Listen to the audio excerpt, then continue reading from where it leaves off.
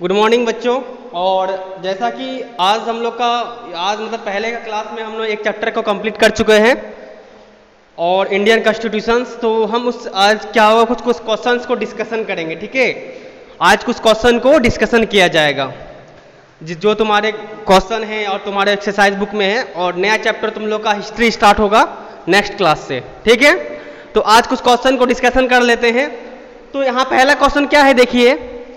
हाँ, पहले तुम्हारा बोर्ड में दिखाई दे रहा होगा कि why does a country need a constitution. एक सिंपल सा क्वेश्चन है ये कि हमारे कोई भी कंट्री को, अब ऐसा नहीं है सिर्फ हमारा कंट्री, कोई भी कंट्री को कॉन्स्टिट्यूशन की जरूरत क्यों है, तो ये एक क्वेश्चन आता है। तो तुम लोग इस चीज को समझ सकते हो कि एक देश को कॉन्स्टिट्यूशन, मैं इस क्वेश्चन को समझा तो दूंगा और इसका आंसर को भी समझा दूंगा। ठीक है, बस उसको तुम लोग अपने से खुद से इंग्लिश में लिखना है। ठीक है, क्योंकि तुम लोग 8 क्लास में आ गए हो और खुद से लिखोगे तो तुम लोग को 9 और 10 में प्रॉब्लम नहीं होगी। तो चलिए स्टार्ट करते हैं। देखिए बात क्या है कि यहाँ पर हम लोगों ने क्वेश्चन को देखा और क्वेश्चन में ये लिखा हुआ है कि एक कंट्री को कॉन्स्टिट्यूशन क्यों चाहिए। तो एक बात बताओ, एक एग्जाम्पल मैं बता रहा हूँ कि अगर तुम्हारे घर में कोई, मैंने पहले भी बताया था कि अगर तुम्हारे घर में कोई रूल्स एंड रेगुलेशन नहीं हो, ठीक है, तो क्या होगा, एक घर हमारा चल पाएगा अच्छे से? नहीं चल पाएगा। या इस किसी भी गेम में रूल्स एंड रेगुलेशन नहीं हो तो क्या होगा, क्रिकेट की बात कर रहे हैं हम लोग, तो क्या होगा, क्रिकेट गेम एक बेकार हो जाएगा, गेम का कोई वैल्यू नहीं रहेगा, है ना। तो उसी तरह एक कंट्री को चलाने के लिए, एक कंट्री को अच्छी तरीके से चलाने के लिए क्या चाहिए, कॉन्स्टिट्यूशन चाहिए। कॉन्स्टिट्यूशन बहुत सारे चीज़ों का हेल्प करता है ना। वो एक देश को अच्छे तरीके से चला सकता है, वो हमारे हर सिटीजन को, जितने भी नागरिक हैं हमारे कोई भी कंट्री में, उसके राइट्स को वो ध्यान में रखता हुआ है ना। उसके बाद कोई भी कम्युनिटी या ग्रुप को वो क्या करता है, हेल्प करता है, प्रोटेक्ट करता है ना। यानी जितने भी मैंने कॉन्स्टिट्यूशन के फीचर्स वगैरह बताए हैं वो सबको रिलेट करके तुम लोग इसके आंसर लिख सकते हो। बट ये याद रखना, ज़्यादा बड़ा भी नहीं होना चाहिए और बहुत छोटा भी नहीं होना चाहिए। मतलब तुम लोग 50 वर्ड तक होना चाहिए या उससे ज़्यादा, हल्का ज़्यादा कर सकते हो। ठीक है, 100 वर्ड से ज़्यादा नहीं जाना। ठीक है, अब देखिए ये क्वेश्चन मैंने टॉपिक में भी पढ़ाया था, what are the fundamental rights in our constitutions. देखिए हमारा कॉन्स्टिट्यूशन का जो फंडामेंटल राइट्स जितने भी, अब यहाँ पर देखिए आवर कॉन्स्टिट्यूशन लिखा हुआ है, इसका मतलब आवर क्या, हमारा। तो हमारे इंडिया का कॉन्स्टिट्यूशन में जो फंडामेंटल राइट्स दिए गए हैं वो हमको यहाँ पर लिखना है। तो मैंने जैसे एक वीडियो भी तुम लोग को बना कर दिया गया है और तुम उस वीडियो को भी देख सकते हो कि क्या क्या फंडामेंटल राइट्स हैं, नहीं तो बुक में देख सकते हो ये सब चीज़ें। ठीक है, अब हम लोग नेक्स्ट क्वेश्चन की तरफ बढ़ते हैं।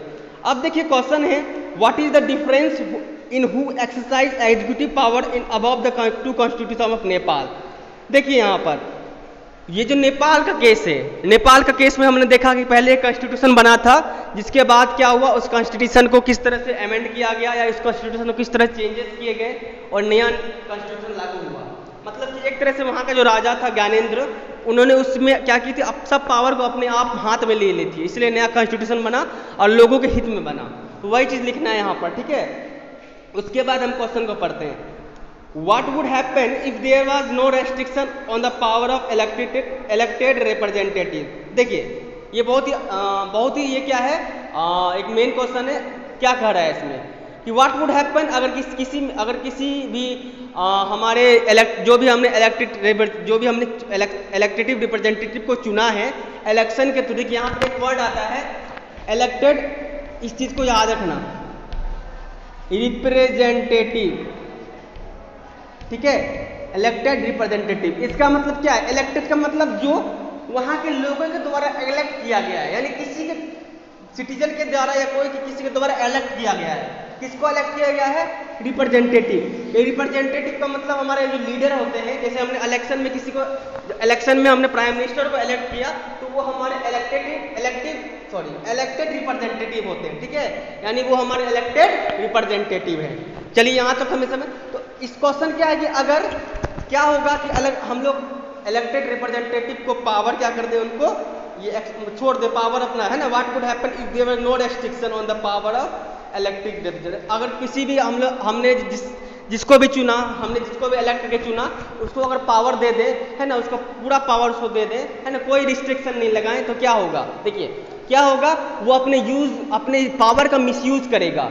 जो भी प्राइम मिनिस्टर या प्रेसिडेंट, या जो प्रेसिडेंट तो नहीं हो सकते, चीफ मिनिस्टर जो होते हैं वो क्या करते हैं, जब हम उसको इलेक्ट करते हैं तो वो ऐसा नहीं कि वो फ्रीली पावर का यूज कर सकते हैं, उसके ऊपर भी कुछ रेस्ट्रिक्शन होता है ना।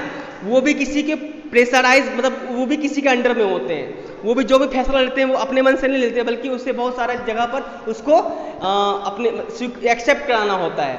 अगर इस चीज़ को ख़त्म कर दिया जाए तो हम बोल सकते हैं कि ये एक तरह का मोनार्की सिस्टम या डिक्टेटरशिप सिस्टम आ जाएगा। जैसे पहले होता था, राजा लोग शासन करते थे बिना किसी रेस्ट्रिक्शन के, किसी को सजा दे दिए, ब्रिटिश सरकार जैसे हुआ वो है ना, इस तरह से।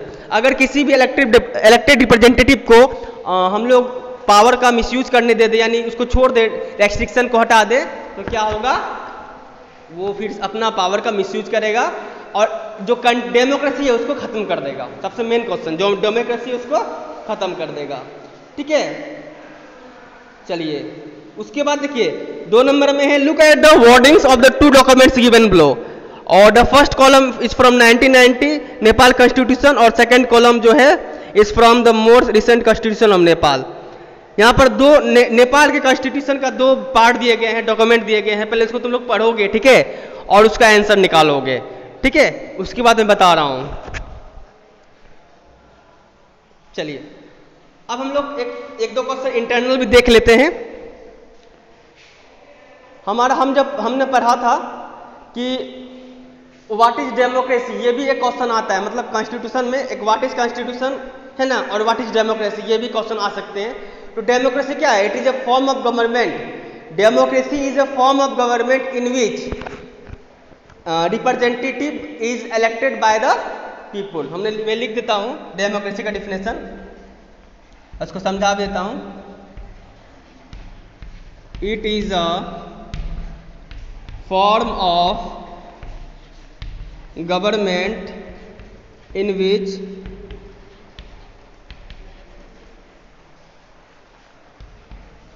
Leader are elected by people that country। चलिए डेमोक्रेसी का डिफिनेशन देख लेते हैं हम लोग। It is a form of government, ये उस तरह का गवर्नमेंट है in which leader are elected by the people of that country, जिसमें कि जो लीडर चुना जाएगा वो उस कंट्री के पीपल यानी सिटीजन के थ्रू चुना जाएगा, ठीक है, उसके सिटीजन के थ्रू चुना जाएगा। चलिए ये समझ में आया। उसके बाद हमारा एक और इंटरनल क्वेश्चन है,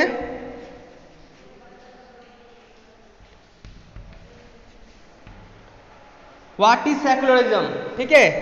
ये फंडामेंटल राइट्स के बाद ये क्वेश्चन आता है, तो इसका आंसर मैंने ऐसे तुम लोग को समझाया था, फिर से समझा दे रहा हूं। सेकुलरिज्म क्या होता है कि ऐसा, मतलब हम बोल सकते हैं कि ऐसा जगह, स्टेट, एक ऐसा प्रोसेस जिसमें क्या होता है कि जो हमारा कॉन्स्टिट्यूशन चलता है या जो भी देश चलता है ना, वो उस किसी भी रिलीजन पे डिपेंड नहीं करता है ना, यानी कि कोई भी रिलीजन के ऊपर वो डिपेंड नहीं रहता, ठीक है। हमने ये पढ़ा है सेकुलरिज्म में। वो एक इस तरह का गवर्नमेंट है जिसमें क्या होगा कि जैसे कि आप किसी भी माइनॉरिटी या मेजॉरिटी जो भी हो, सबको इक्वल राइट्स मिले, ठीक है। चलिए और आगे कुछ और क्वेश्चन होगा तो हम बताएंगे, ठीक है। इसको हम यहां पर तुम लोग को पॉज करके तुम लोग लिख सकते हो इसका डेफिनेशन।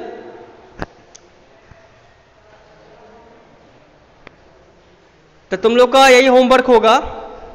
देखिए तुम लोग का होमवर्क क्या होगा, व्हाट इज कॉन्स्टिट्यूशन, ठीक है, ये तुम लोग का होमवर्क होगा, व्हाट इज कॉन्स्टिट्यूशन और what is the function of the constitution या की फीचर ऑफ कॉन्स्टिट्यूशन, ये होगा। और अब तुम लोग को एक बात बताना चाहूंगा, जितने भी मैंने चैप्टर को पढ़ाए हैं उस चैप्टर को क्या करना है कि पूरा चैप्टर को पढ़ के उसके जितने भी क्वेश्चन आंसर जो दिया गया एक्सरसाइज में उसको बना लेना है, और जो चीज़ नहीं बनता है उसको तुम लोग मैसेज करके तुम लोग नंबर लिख के बता दोगे, सर ये नंबर हमसे नहीं बना, हमें क्वेश्चन लिख के बता देना है, ठीक है।